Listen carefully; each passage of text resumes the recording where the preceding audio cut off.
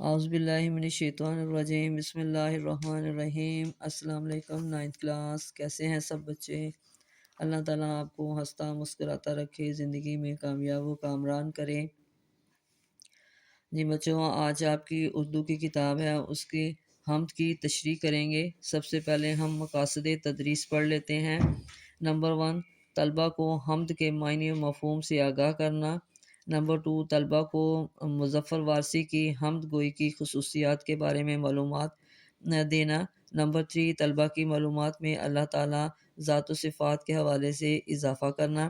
Number 4، اصناف نظم، حمد، مناجات، نعت اور منقبت شناخت کرنے کے حوالے سے طلبہ کی تربیت کرنا۔ طلبہ کو کسی نظم کا مرکزی خیال لکھنا یا لکھوانا۔ اب ہم اس کی تشریح کریں گے۔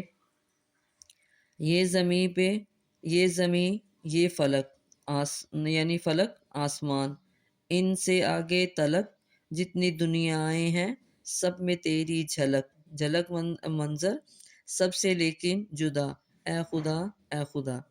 اب ہم اس کی تشریح کریں گے۔ سب سے پہلے آپ نے اس کا مفہوم لکھنا ہے۔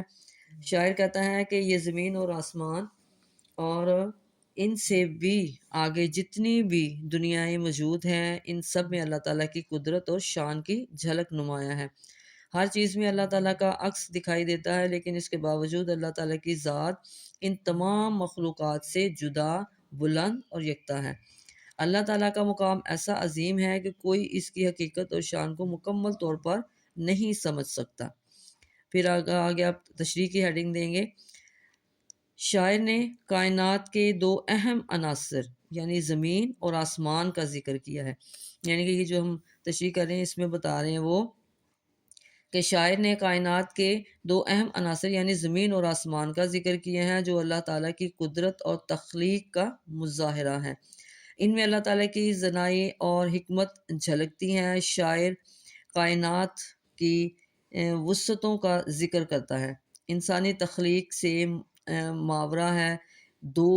وہ یہ بتانا چاہتا ہے کہ زمین اور آسمان سے آگے بھی جو کچھ ہے وہ اللہ تعالیٰ کی تخلیق کا حصہ ہے۔ یہ اللہ تعالیٰ کی موجودگی اور اس کی صفات کی نشاندہی ہے جو ہر چیز میں موجود ہے۔ اللہ تعالیٰ کی قدرت اور وحدانیت ہر مخلوق کے اندر جھلکتی ہے۔ شاعر اس حقیقت کو واضح کرتے ہیں کہ اللہ تعالیٰ کی ذات مخلوق کی صفات سے پاک اور منفرد ہے۔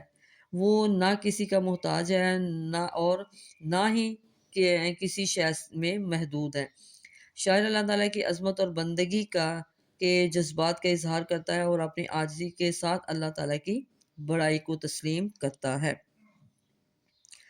اب آگے دوسرا جی، ہر سحر پھوٹتی ہے نئے رنگ سے، سبز و گل میں سینہ سنگ سے، گونجتا ہے جہاں تیرے آہنگ سے، جس نے کی جستجو مل گیا اس کو تو، سب کا تو رہنما، اے خدا اے خدا۔ اب اس میں سحر صبح، سبز گھاس، گل پھول، سینہ سنگ پتھر کا سینہ، گونجتا آواز پھیلنا، آہنگ آواز، جستجو تلاش، رہنما رہبر۔ اب ہم اس کی تشریح کریں گے۔ سب سے پہلے آپ اس کا مفہوم لکھیں گے۔ شاعر کہتا ہے کہ ہر صبح ایک نئے رنگ، نئی تازگی اور نئی امید کے ساتھ نمودار ہوتی ہے۔ اللہ تعالیٰ کی قدرت سے سنگلاخ یعنی کہ سخت پتھر، زمین میں بھی سبز و گل کھلتے ہیں جو اس کی تخلیقی شان کو ظاہر کرتے ہیں۔ کائنات کی ہر آواز اور ہر گونج میں اللہ تعالیٰ کی عظمت اور صفات کا آہنگ سنائی دیتا ہے۔ جو بھی اخلاق کے ساتھ اللہ تعالیٰ کی تلاش کرتا ہے اسے اللہ تعالیٰ مل جاتا ہے، کیونکہ وہ ہر ایک کا رہنما ہے۔ پھر آپ تشریح کی ہیڈنگ دیں گے۔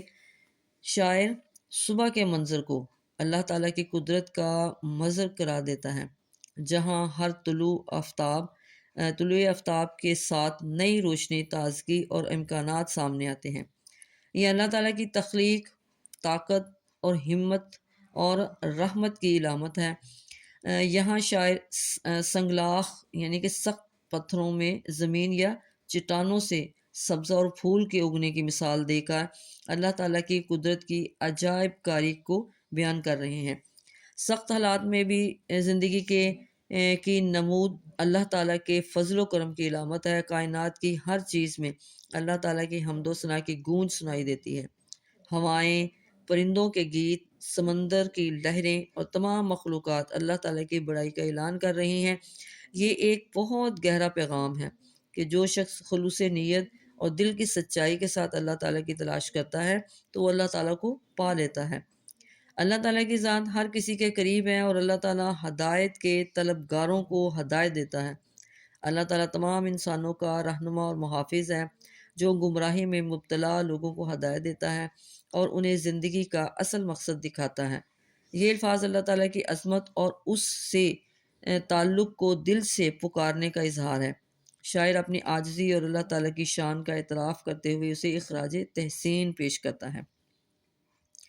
تو یہ بچوں آج کی ہم نے دو آپ کے یہ جو بند ہیں حمد کے، اس کی تشریح کی ہے۔ اس کو آپ نے اچھی طرح یاد کر لینا اور اس کو سمجھنا ہے۔ اللہ حافظ۔